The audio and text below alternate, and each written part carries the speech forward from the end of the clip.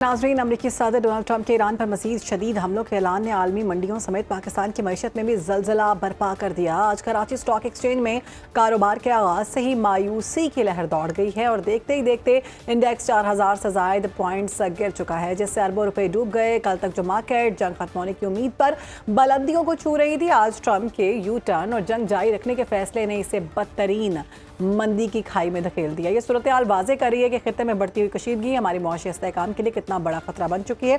इसी पर बात करेंगे। हमारे गेस्ट हमें ज्वाइन कर चुके हैं, माहिर मईशत हैं मंजूर मलिक साहब।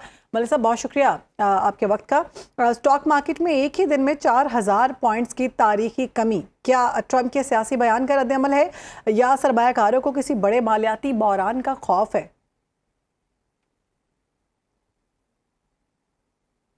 मलिक साहब, वो अपनी इन्वेस्टमेंट को सबसे पहले सेव करता है और उसके बाद उसकी उसकी प्रॉफिटेबिलिटी की बात करता है। इसमें कोई शक नहीं है कि पाकिस्तान में इससे पहले भी और पूरी दुनिया में क्रैक्स हुई हैं मार्केट्स, लेकिन इस दफा थोड़ा सा ये था, लोगों की एक्सपेक्टेशन थी और जैसे कि मीडिया में एजुकेट कर रहा था कि ट्रम्प साहब जो हैं वो अपने फैसले को बदलेंगे और हालात को नॉर्मल होने देंगे। लेकिन सुबह उन्होंने जो तकरीर की उसमें उन्होंने अपना स्टैंड जो है वो वाजे किया और डेफिनेटली उसके नतीजे में भी असर हुआ। लेकिन उससे ज़्यादा असर ये है कि हमारी स्टॉक एक्सचेंज जो है, अगर हम स्पेशली पाकिस्तान की बात करें तो वो बड़ी लिमिटेड है। हमें चाहिए कि अपनी स्टॉक मार्केट के लिए जो एसओपीज हैं उसको चेंज करें। एसईसीपी से कहें कि वो अपने बाई लॉस में तब्दीली लेके आए, एफबीआर को कहें अपने अंदर रिफॉर्म लेके आए ताकि लोग खुल के इन्वेस्टमेंट करें। देखिए, पाकिस्तान के पास दुनिया से एक डिफरेंट वेन्यू है, वो है उसकी पॉपुलेशन। हमारे पास कंज्यूमर मार्केट भी ऐसी है जिससे हम सर्वाइव कर सकते हैं और अगर हम उनकी कैपेसिटी बिल्डिंग के साथ उनके तक चीज़ें जाने दें और उनको काम करने के मौके मेंटेन करने में कामयाब हो जाएं, तो फिर डेफिनेटली हम लड़ाई के खिलाफ हैं, फसाद के खिलाफ हैं।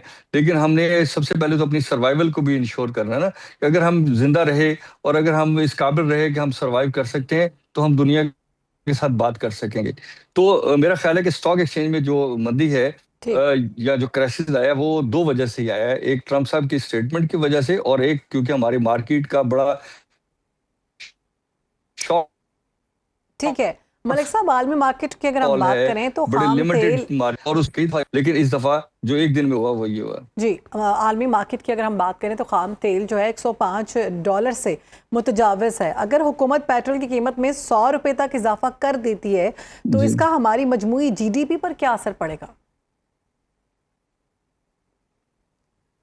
आप देखें, असर तो उसमें बुरा पड़ेगा, स्पेशली जो हमारी माल बरदार गाड़ियां हैं, जो हमारी पब्लिक ट्रांसपोर्ट है और जो हमारी रेलवेज हैं जिसके थ्रू हम ट्रांसपोर्ट करते हैं, उस पर असर तो पड़ेगा। लेकिन एक सूरत हाल और है, वो ये है कि एक गवर्नमेंट ने अच्छा इनिशिएटिव लिया हुआ है कि वो इलेक्ट्रिक गाड़ियां जो है उसको प्रमोट करना चाहते हैं और फिर उन्होंने उसको मैनेज भी किया कि आप वर्क टू होम कर लें, इससे थोड़ा सा मैनेजमेंट में बेहतरी आएगी।